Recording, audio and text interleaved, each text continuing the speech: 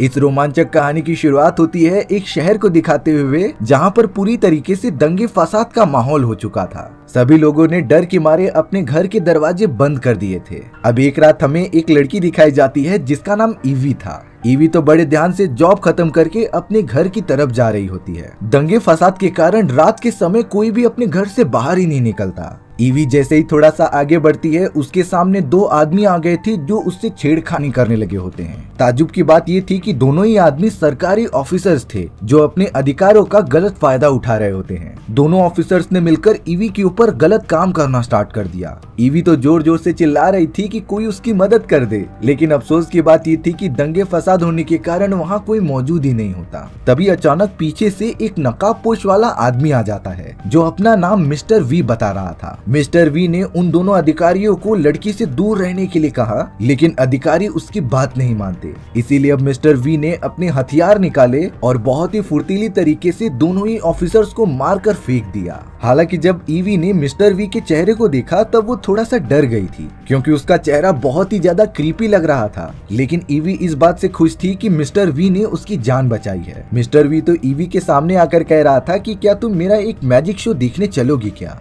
EV को लगने लगा कि ये जरूर कोई मैजिशियन है और मुझे अपने शो में लेके चल रहा है। मिस्टर वी ने ईवी की आखिरकार जान बचाई थी, इसीलिए वो उसके साथ जाने के लिए रेडी हो जाती है। अब मिस्टर वी ईवी को लेकर एक बिल्डिंग के टॉप पे आ गया था जो ईवी को कह रहा होता है कि तुम उस बिल्डिंग की तरफ देखना, वहाँ पर एक बहुत ही बड़ा जादू होने वाला है। मिस्टर वी अपने हाथ में एक छड़ी लेकर उसी जोर से घुमाता है और उसे पॉइंट कर देता है सामने वाले कोर्ट की एक बड़ी सी बिल्डिंग के ऊपर जहाँ पर सरकार और जजेस के आदमी क्रिमिनल्स को सजा सुनाते थे। ऐसा करते ही कोर्ट की बिल्डिंग पूरी तरीके से ब्लास्ट होकर धाराशायी हो जाती है। यानी कि मिस्टर वी ने पहले से ही प्लान किया था उस बिल्डिंग को डिस्ट्रॉय करने का। ईवी कुछ समझ ही नहीं पाती कि आखिर ये आदमी ऐसा क्यों कर रहा है। अब अगले दिन कोर्ट की बिल्डिंग डिस्ट्रॉय होने की खबर चारों तरफ फैल चुकी थी। न्यूज में तो खबर फैलती जा रही थी कि सरकार के कमजोर होने के कारण दुश्मनों ने उनकी बिल्डिंग को डिस्ट्रॉय कर दिया। लेकिन सरकार और जजेस अपनी बात रखने के लिए ये कह रहे थे कि कोर्ट की बिल्डिंग बहुत ही ज्यादा कमजोर हो चुकी थी, इसीलिए हमने खुद ही उनके ऊपर बॉम्ब लगा के डिस्ट्रॉय कर दिया जिससे कि नई बिल्डिंग बनाई जा सके।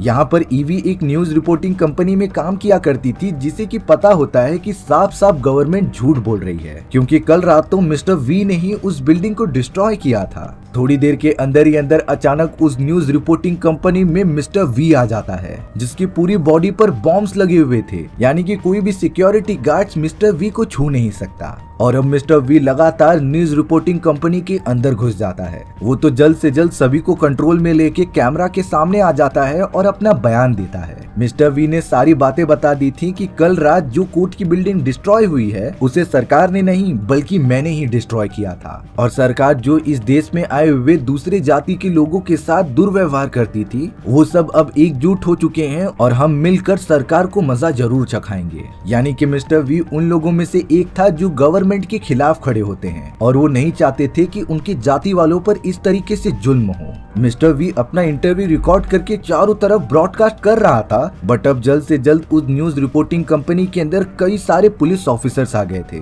इसीलिए अब मिस्टर वी वहां से बाहर निकलता है और सामने आने वाले ऑफिसर्स पर हमला भी करता है। मिस्टर वी से फाइट करने के लिए जो भी ऑफिसर्स आ रहे थे वो उसे मारकर दूर फेंक दे रहा था, लेकिन पुलिस वालों की क्वांटिटी इतनी ज्यादा होने के कारण मिस्टर वी पूरी तरीके से फंस जाता है। उसके ऊपर तो एक पुलिस ऑफिसर ने गन पॉइंट भी कर दिया था। ये सारी चीजें तो ईवी भी पीछे से देख रही थी क्योंकि वो भी इसी न्यूज रिपोर्टिंग कंपनी में काम करती है। ईवी नहीं चाहती थी कि जिसने उसकी कल रात जान बचाई थी वो इस तरीके से मारा जाए, इसीलिए ईवी तुरंत ही उस पुलिस ऑफिसर के आंख में पेपर स्प्रे मार देती है जिससे कि वो कुछ देख नहीं पा रहा था। पुलिस ऑफिसर ने भी गुस्से में आकर ईवी को मारकर बेहोश कर दिया था। हालांकि मिस्टर वी ने वहां पर मौजूद सारे ऑफिसर्स को धाराशाही कर दिया होता है, बट अब उसने नोटिस किया कि कैमरास रिकॉर्डिंग में सारी फुटेजेस रिकॉर्ड हो चुकी थी और अगर वो इस तरीके से ईवी को छोड़कर जाता तब सभी लोगों का शक ईवी पर पड़ जाता जिससे कि उसे गिरफ्तार कर लिया जाएगा। इसीलिए अब मिस्टर वी ईवी को अपने साथ कहीं दूर लेकर चला जाता है।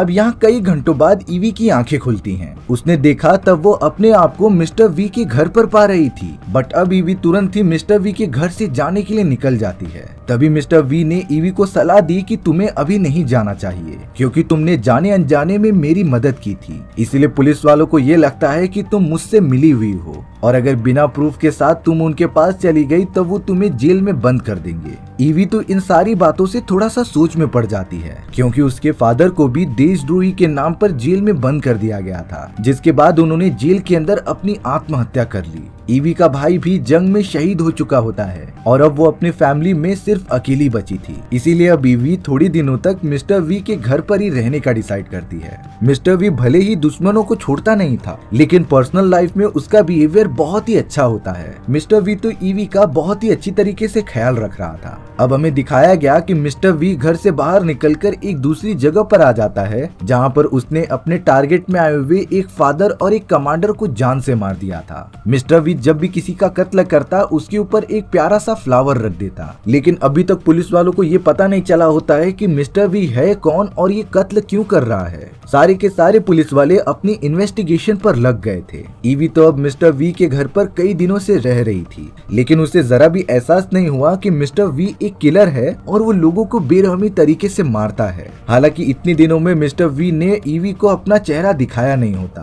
क्योंकि वो अपनी सारी चीजें प्राइवेट रखना चाहता था, जिससे कि आगे चल के कोई परेशानी ना हो। ईवी को अब जाकर मिस्टर वी की पर्सनालिटी थोड़ी सी अच्छी लगने लगी होती है, लेकिन जो वी के काम करने का तरीका था जिसके लिए वो लोगों का कत्ल करता, ये बात बिल्कुल भी ईवी को एक्सेप्टेड नहीं थी। इसीलिए एक दिन मिस्टर वी को चकमा देकर ईवी उसके घर से भाग निकली थी। वो अब पहुंच चुकी थी अपनी न्यूज रिपोर्टिंग कंपनी के डायरेक्टर के पास। डायरेक्टर को पता था कि ईवी थोड़ी मुसीबत में लग रही है, इसीलिए वो उसे अपने घर में बुला लेता है। ईवी ने अब डायरेक्टर को मिस्टर वी के बारे में सारी बातें बता दी थी। अब उस कंपनी का डायरेक्टर ईवी को अपने घर के एक अलग ही सेक्शन में लेकर जाता है जहां पर एक अजीब तरीके की किताब रखी गई थी। आखिर ये मैजिकल किताब किस तरीके से मिस्टर वी से रिलेटेड है ये तो हमें थोड़ी देर में पता चली जाएगा। वहीं दूसरी तरफ एक पुलिस ऑफिसर डॉक्टर के पास एक फूल लेकर आता है जो मिस्टर वी हर एक कत्ल करने के बाद छोड़कर जाता था। उस डॉक्टर ने जैसे ही पुलिस ऑफिसर के हाथ में वो गुलाब का फूल देखा तब वो बहुत ही ज्यादा शॉक हो जाती है, जैसे कि उस डॉक्टर को इस गुलाब और मिस्टर वी के बारे में बहुत सारी चीजें पता थी। पुलिस ऑफिसर के पूछने पर भी डॉक्टर कुछ ज्यादा चीजें बताती ही नहीं, जैसे कि वो राज अपने अंदर छुपा कर रखना चाहती थी। अब यहाँ डॉक्टर जब अपने घर पर आकर सोई हुई होती है तभी उसके सामने मिस्टर वी आ गया था, लेकिन यहाँ डॉक्टर मिस्टर वी को देखकर ज्यादा शॉक नहीं होती, यानी कि डॉक्टर को पहले से ही पता है कि मिस्टर वी है कौन। मिस्टर वी डॉक्टर से कुछ ज्यादा बातें न करते हुए उसके पास आकर उसे एक गुलाब का फूल दे देता है। डॉक्टर को इतना अंदाजा हो गया था कि शायद उसका भी अंत अब नजदीक आ चुका है। मिस्टर वी ने तुरंत ही एक इंजेक्शन निकाला और डॉक्टर की बॉडी में इंजेक्ट कर दिया। कुछ घंटों बाद जब पुलिस ऑफिसर्स डॉक्टर के घर में आते हैं तब उन्होंने देखा कि डॉक्टर की बॉडी के ऊपर वही गुलाब का फूल मौजूद है और उनकी तो अब मृत्यु हो चुकी है। यानी कि मिस्टर वी ने डॉक्टर को जान से मार दिया क्योंकि शायद वो उसके बारे में बहुत सारी चीजें जानती थी। पुलिस ऑफिसर्स को थोड़ी छानबीन करने के बाद वहां पर एक डायरी मिली जिसमें कि डॉक्टर ने बहुत सारी चीजें इंक्लूड की थी, इसीलिए अब वो पुलिस ऑफिसर सबूत के तौर पर वो डायरी अपने साथ लेकर जाने लगा। उस पुलिस ऑफिसर ने रास्ते में डायरी को पढ़ना भी स्टार्ट कर दिया। डायरी में एक कहानी मौजूद थी जो शुरू होती है 1980 से, यानी कि 15 साल पहले। ये वो समय था जब गवर्नमेंट अपने खिलाफ विरोध करने वाले सभी लोगों को पकड़ लेती थी, क्योंकि गवर्नमेंट नहीं चाहती कि उनकी बनी बनाई सत्ता पर जरा भी आंच आए। इसीलिए अब उन लोगों ने क्रिमिनल्स के साथ साथ उन लोगों को भी बंदी बना लिया था जो गवर्नमेंट के खिलाफ दंगे फसाद कर रहे होते हैं। विरोधियों को जेल के अंदर बंद करके उनके ऊपर अजीबोगरीब तरीके के एक्सपेरिमेंट किए जाते थे। ये एक्सपेरिमेंट इतने ज्यादा खौफनाक होते हैं कि कई सारे विरोधी तो अपनी जान ही छोड़ देते थे। उन विरोधियों में से 5 ऐसे इंसान होते हैं जिन्होंने एक्सपेरिमेंट सर्वाइव कर लिया था और उन्हें सेल नंबर 1, 2, 3, 4, 5 में रखा गया था। लेकिन समय के साथ साथ शुरुआत के 4 क्रिमिनल्स ने सुसाइड कर लिया होता है क्योंकि वो इतना ज्यादा टॉर्चर सहन ही नहीं कर पा रहे थे। सिर्फ एक लास्ट वाला ही क्रिमिनल बचा था जो और कोई नहीं बल्कि मिस्टर वी होता है। मिस्टर वी पहले तो एक नॉर्मल इंसान था, लेकिन गवर्नमेंट ने उसके ऊपर लगातार एक्सपेरिमेंट करके उसकी पावर और स्टैमिना दोनों को ही बढ़ा दिया। एक समय तो मिस्टर वी जेल के अंदर ही पूरा धमाका करके वहाँ से भाग निकला था और अब वो गवर्नमेंट और उनके लोगों से बदला ले रहा है।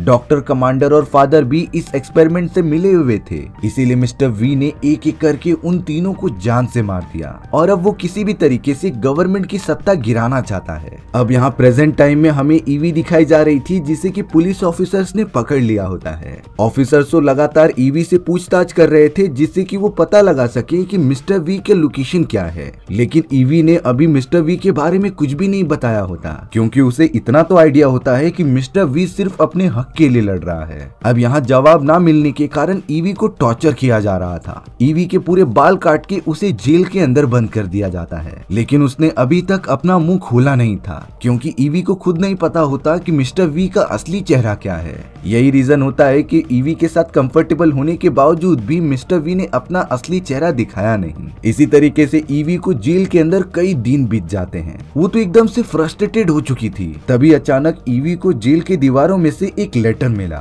ये लेटर उस लड़की का होता है जो ईवी से पहले इस जेल में कैद थी और उसे भी ईवी के जैसा टॉर्चर किया जा रहा था, लेकिन उस लड़की ने हार नहीं मानी और पुलिस ऑफिसर्स को अपने बॉस के बारे में कुछ बताया ही नहीं। लेटर को पढ़ने के बाद ईवी को थोड़ी हिम्मत मिलती है और वो मिस्टर वी के बारे में कुछ भी नहीं बताती। अगले ही दिन एक ऑफिसर जिसका चेहरा ढका हुआ था, वो ईवी के पास आकर कहता है कि तुम अब यहाँ से जा सकती हो। ईवी ने देखा कि जेल के सारे दरवाजे खुले हुए हैं, इसीलिए अब वो तुरंत ही यहाँ से निकल चुकी थी। लेकिन ईवी ने जो भी पल जेल के अंदर गुजारे थे वो किसी हेल की सजा से कम नहीं था। अब ईवी डायरेक्टली मिस्टर वी के लोकेशन पर आ जाती है। मिस्टर वी ईवी को देखकर थोड़ा सा खुश हो रहा था और साथ ही साथ वो उसे सॉरी भी बोलता है, क्योंकि जो टॉर्चर ईवी के साथ हुआ वो और किसी ने नहीं बल्कि मिस्टर वी ने ही ऑर्गेनाइज किया था, जिससे कि वो पता लगा सके कि ईवी भरोसे लायक है भी कि नहीं। ईवी बहुत ही ज्यादा गुस्सा हो जाती है कि आखिरकार मिस्टर वी उसके साथ ऐसा कैसे कर सकता है। ईवी पूछ रही थी कि आखिरकार उसका बॉस अब कहाँ पर मौजूद है। वी ने बताया कि तुम्हारे बॉस को पुलिस ऑफिसर्स ने जान से मार दिया है, इसमें मेरी कोई गलती नहीं, क्योंकि मिस्टर वी कभी भी बेगुनाह लोगों पर हाथ नहीं उठाता था। हालांकि इन सारी बातों से ईवी एकदम शॉक हो गई थी, बट थोड़ी देर बाद वो नॉर्मल हो जाती है। ईवी ने अब मिस्टर वी को जेल में मौजूद वो लेटर के बारे में बताया जो उसे एक लड़की का मिला होता है। लेटर को पढ़ने के बाद मिस्टर वी जवाब दे रहा था कि हाँ, ये लेटर रियल है, क्योंकि तुमसे पहले जो लड़की जेल में कैद थी उसे काफी ज्यादा टॉर्चर किया गया था, लेकिन उसने अपने आखिरी सांस तक कोई बात रिवील नहीं की। ईवी तो ये सारी बातें सुन और समझकर वहाँ से जाने लगती है। तभी मिस्टर वी ने बताया कि 2 नवंबर से पहले मैं तुमसे एक बार मिलना चाहता हूँ, क्योंकि 2 नवंबर को मिस्टर वी ने जो प्लान बनाया था कि वो गवर्नमेंट को पूरी तरीके से धाराशाही कर देगा, साथ ही साथ गवर्नमेंट के बड़े बड़े ऑफिशियल्स की भी मृत्यु होगी। ईवी कहती है कि जरूर, हम 2 नवंबर से पहले जरूर मिलेंगे। दरअसल यहाँ पर मिस्टर वी को कंफर्म नहीं था कि 2 नवंबर को उतनी तबाही करने के बाद लोग उसे छोड़ेंगे। इन सारी चीजों में उसकी जान भी जा सकती थी, लेकिन यहाँ पर मिस्टर वी को सिर्फ अब अपने हक के लिए लड़ाई करनी थी और अपने लोगों के लिए इंसाफ पाना था। अब हमें यहाँ पर कुछ पुलिस ऑफिसर्स दिखाए जाते हैं जिन्हें की वी का मैसेज आता है। मिस्टर वी ने मैसेज में लिखा था कि मैं तुमसे मिलना चाहता हूँ, इसीलिए तुम जल्द से जल्द इस एड्रेस पर आ जाओ। अब उन दोनों पुलिस ऑफिसर्स को मिस्टर वी के बारे में जानकारी इकट्ठा तो करनी ही थी, इसीलिए वो बिना किसी ऑफिसर्स को बताए डायरेक्टली उस एड्रेस पर चले जाते हैं जो कि मिस्टर वी ने प्रोवाइड किया था। वो तो एक बहुत ही सुनसान जगह थी जहाँ पर कोई भी नहीं आता जाता। सामने एक आदमी बैठा होता है जो और कोई नहीं बल्कि वी था, लेकिन इस बार उसके चेहरे पर मास्क नहीं लगा होता, बल्कि उसने तो किसी दूसरे ही आदमी का भेष धारण किया होता है। दोनों पुलिस ऑफिसर्स के पहुंचने के बाद मिस्टर वी उन्हें सारी सच्चाई बता रहा था गवर्नमेंट के खिलाफ। मिस्टर वी ने कहा कि गवर्नमेंट ने कई साल पहले हम जैसे क्रिमिनल्स को पकड़ा था और हमारे बॉडी पर एक्सपेरिमेंट करके उन लोगों ने एक खतरनाक वायरस बनाया। इस वायरस को गवर्नमेंट ने जबरदस्ती हमें दिया और चारों तरफ फैलाने के लिए कहा। हम क्रिमिनल्स को मजबूरी के कारण वायरस को स्कूल, हॉस्पिटल और बाकी सारी जगहों पर फैला चलाना ही पड़ा। ये सारी चीजें गवर्नमेंट लोगों की नजर में अच्छा बनने के लिए कर रही थी। उनके पास वायरस का एंटीडोट मौजूद था जिससे कि वो लोगों के थोड़े तड़पने के बाद प्रोवाइड कर दे रहे थे और जनता की नजर में अच्छा बन जा रहे थे। लेकिन अब हम क्रिमिनल्स अपनी कम्युनिटी को नीचे नहीं गिरने दे सकते, इसीलिए मुझे सख्त कदम उठाने पड़ेंगे गवर्नमेंट के खिलाफ। मिस्टर वी ने तो पुलिस ऑफिसर्स को 2 नवंबर की तारीख दे दी होती है कि जब वो गवर्नमेंट के खिलाफ एक बड़ा कदम उठाएगा और एकदम हाई पोस्ट पर इलीगली जो भी लोग बैठे हुए हैं उन्हें अपनी किए की सजा मिलेगी।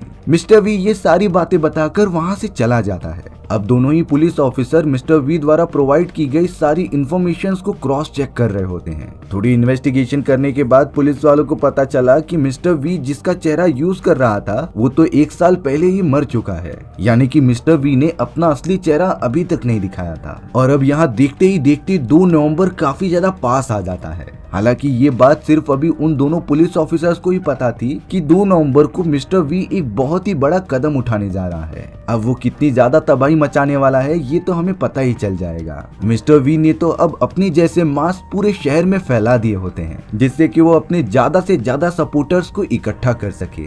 लोग लिटरली मास्क पहनकर मिस्टर वी को सपोर्ट कर रहे थे क्योंकि उन्हें कहीं न कहीं लगता था कि गवर्नमेंट उन्हें गुमराह कर रही है और मिस्टर वी उन लोगों में से एक है जो अपने अधिकारियों के लिए लड़ते हैं। बच्चों से लेकर बड़े तक भी मिस्टर वी का मास्क पहनकर शहर में घूम रहे थे जिससे कि गवर्नमेंट थोड़ा सा प्रेशर में आ गई थी कि आखिरकार मिस्टर वी करना क्या चाहता है। अब हमें यहाँ पर एक लड़की दिखाई जा रही थी जो मिस्टर वी का मास्क पहनकर ही खेल रही होती है, लेकिन एक गवर्नमेंट ऑफिसर ने गुस्से में आकर उस लड़की को मार दिया था। और अब होना क्या था, इन सारी चीजों से जनता बहुत ही ज्यादा भड़क गई थी। वो सब तो एकजुट होकर दंगा फसाद करने लगे थे। लोगों ने तो यहाँ गवर्नमेंट के खिलाफ जाना स्टार्ट कर दिया था। सबसे पहले जनता उस ऑफिसर्स की टीम को मारती है जिसने कि उस लड़की को खत्म किया था। और इन सारी चीजों से सभी लोगों में बहुत ही ज्यादा प्रेरणा बढ़ी और वो पूरी आर्मी और गवर्नमेंट के खिलाफ प्रोटेस्ट करने लगे। अब 2 नवंबर का दिन आ जाता है जब मिस्टर वी एक बहुत ही बड़ा कदम उठाएगा। यहाँ पर मिस्टर वी पार्लियामेंट में जाने से पहले एक बार ईवी से मिलता है क्योंकि उसने ईवी से वादा किया था कि दोनों एक बार तो जरूर मिलेंगे।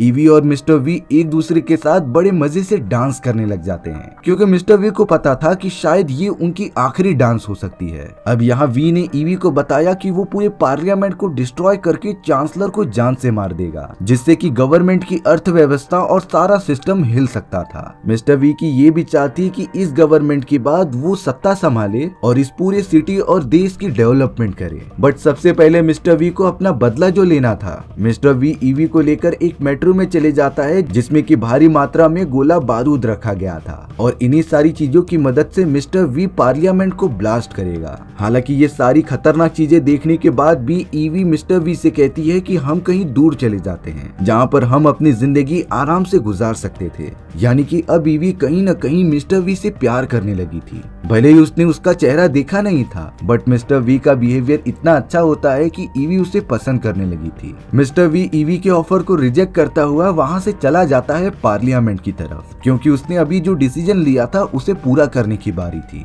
वहाँ पार्लियामेंट के बाहर पुलिस वालों से लेकर आर्मी के ऑफिसर्स तैनात थे, लेकिन अब उनके सामने काफी ज्यादा जनसंख्या में बहुत सारे लोग जमा हो जाते हैं जो कि देखने से लग रहा था कि मिस्टर वी के साथ हैं। आर्मी वाले पूरी तरीके से परेशान थे कि वो इतनी जनता को संभालेंगे कैसे। तभी अचानक उस जगह पर मिस्टर वी आ जाता है जो सारे आर्मी ऑफिसर से कह रहा था कि मैं अपने आप को सरेंडर कर दूंगा लेकिन इससे पहले मुझे चांसलर को मारना है। अब आर्मी वालों के पास दूसरा कोई ऑप्शन नहीं होता है, इसीलिए चांसलर को लेकर आया जाता है। मिस्टर वी ने चांसलर को कुछ ना कहते हुए उसे गुलाब का फूल दे दिया था और फिर तुरंत ही उसकी जान ले ली थी। आर्मी वालों ने तुरंत ही मिस्टर वी को घेर लिया और उसका चेहरा दिखाने के लिए कहा। हालांकि मिस्टर वी ऐसा करने से मना कर देता है। तभी आर्मी के कमांडर ने अपने सोल्जर्स को फायर करने का ऑर्डर दिया जो लगातार मिस्टर वी के बॉडी पर फायर करते जा रहे होते हैं। मिस्टर वी इतना ज्यादा घायल हो गया था बट उसने अभी तक हार नहीं मानी होती। मिस्टर वी ने भी अपने फाइटिंग टेक्निक की मदद से तलवार निकाली और फेंकते हुए वहां पर मौजूद सारे आर्मी ऑफिसर्स को मार दिया। उसकी ये लड़ाई कई घंटों तक चली थी। हालांकि मिस्टर वी तुरंत ही उस जगह से निकल जाता है और डायरेक्टली मेट्रो स्टेशन में आता है ईवी के पास। ईवी ने देखा कि मिस्टर वी पूरी तरीके से घायल हो चुका है, इसीलिए वो उसे संभाल रही होती है। ईवी मिस्टर वी से कह रही थी कि मैं तुम्हें जल्द से जल्द हॉस्पिटल लेके लेकर चलती हूँ, तुम अभी भी बच सकते हो। लेकिन वी कह रहा था कि शायद यही मेरा अंत है। मिस्टर वी ने मरने से पहले ये भी कहा था कि वो ईवी से प्यार करने लगा था और ईवी ने उसे सारी चीजें दी जो उसे इस दुनिया से नहीं मिली होती। यही रीजन होता है कि मिस्टर वी एक बार चेक कर रहा था कि ईवी उसके लिए परफेक्ट है कि नहीं। ये बातें करते करते मिस्टर वी ने अपनी जान छोड़ दी थी। ईवी इस बात से बहुत ही ज्यादा दुखी होती है, लेकिन अब वो कुछ नहीं कर सकती थी। ईवी ने अब मिस्टर वी के डेड बॉडी को मेट्रो के अंदर रख दिया था, जिसके अंदर बहुत सारे गोला बारूद मौजूद थे और अब ये मेट्रो सीधा पार्लियामेंट हाउस की तरफ जाएगी, जो उसे पूरी तरीके से डिस्ट्रॉय करेगी। हालांकि ईवी को एक बार मिस्टर वी का चेहरा हटाकर देखना था, लेकिन वो अपने आप को रोक लेती है क्योंकि इन सारी चीजों का अब कोई फायदा नहीं था। इसीलिए अब ईवी मेट्रो को स्टार्ट कर देती है, जिससे कि वो डायरेक्टली पार्लियामेंट की तरफ चली जाएगी। लेकिन इससे पहले वहाँ पर वही पुलिस ऑफिसर आ जाता है जिसने ईवी को गन पॉइंट पर ले लिया था। वो ईवी को कह रहा होता है कि तुम ऐसा बिल्कुल नहीं कर सकती, लेकिन ईवी बताती है कि ये मेरा प्लान नहीं है और अगर ये सारी चीजें होने से रुक गई तब मिस्टर वी का बलिदान एकदम जाया जाएगा, क्योंकि गवर्नमेंट सच में एकदम से बायस्ड हो चुकी है, जो लोगों के हित में ना सोचकर अपने बारे में सोचती थी। इसीलिए गवर्नमेंट के पूरे सिस्टम को एक बार फिर से रीसेट होना पड़ेगा, जिससे कि हमारे गवर्नमेंट की एक नई शुरुआत हो सके। पुलिस ऑफिसर भी कहीं न कहीं ईवी की इन सारी बातों से राजी होता है और अब वो भी मान गया था मेट्रो को स्टार्ट करने के लिए। ईवी मेट्रो को ऑन करके उसे रवाना कर देती है पार्लियामेंट हाउस की तरफ। वहाँ पार्लियामेंट में देखते ही देखते इतने सारे लोग जमा हो गए थे जो एक्चुअली मिस्टर वी को नहीं बल्कि उसके ख्यालों और मोटिव को फोकस कर रहे होते हैं, क्योंकि उन्हें भी पता था कि गवर्नमेंट उनके साथ कितनी नाइंसाफी कर रही है सुविधाएं प्रोवाइड करने में। सारे आर्मी ऑफिसर सिर्फ खड़े के खड़े ही रह गए, क्योंकि अब उनका चांसलर तो मारा जा चुका है जो उन्हें कमांड देता था, यानी कि वो अब डायरेक्टली जनता पर हमला नहीं कर सकते थे। और अब देखते ही देखते अंडरग्राउंड टनल की मदद से मेट्रो डायरेक्टली आकर पार्लियामेंट हाउस से भिड़ जाती है। अंदर मौजूद गोला बारूद की वजह से वहां पर एक बहुत ही बड़ा धमाका हुआ, जिससे कि पार्लियामेंट हाउस पूरी तरीके से डिस्ट्रॉय हो जाती है। साथ ही साथ चारों तरफ आतिशबाजियां होने लगी थी, जो संकेत होता है एक नई शुरुआत का। सारी की सारी जुटी हुई जनता भी बहुत ही ज्यादा खुश थी, क्योंकि यहाँ से एक नई शुरुआत हो सकती है। ईवी और वो पुलिस ऑफिसर तो काफी ज्यादा दूर से ये सारे नजारे देख रहे होते हैं। पुलिस ऑफिसर ईवी से पूछता है कि आखिर तुम्हें पता चला कि उस मास्क के पीछे कौन था? तब जाकर ईवी जवाब देती है कि मैंने भी इस बारे में जानने की कभी कोशिश नहीं की, लेकिन एक तरीके से देखा जाए तो मिस्टर वी हमारे जैसा ही एक साधारण इंसान था जो अपने हक के लिए लड़ते लड़ते मारा गया, लेकिन उसने अकेले ही पूरी जनता में ऐसी भावना जगा दी कि आप अपने हक के लिए लड़ सकते हो। और आई थिंक इसके बाद जब भी हमारी नई सरकार बनेगी वो जनता को प्रायोरिटी बेसिस पर लेंगे, जिससे कि उनके अधिकारों के साथ खेला नहीं जा सकता था। और इसी लाजवाब एंडिंग के साथ ये कहानी यहीं पर खत्म हो जाती है। सो व्यूअर्स, आपको ये स्टोरी कैसी लगी कमेंट सेक्शन में बताना भूलना मत। और अगर आपको मेरा एक्सप्लेनेशन 1% भी अच्छा लगा होगा ना, तो वीडियो को लाइक एंड चैनल को सब्सक्राइब जरूर कर देना। मिलते हैं इसी तरीके की मजेदार और अनोखी कहानियों में, तब तक के लिए बाय बाय।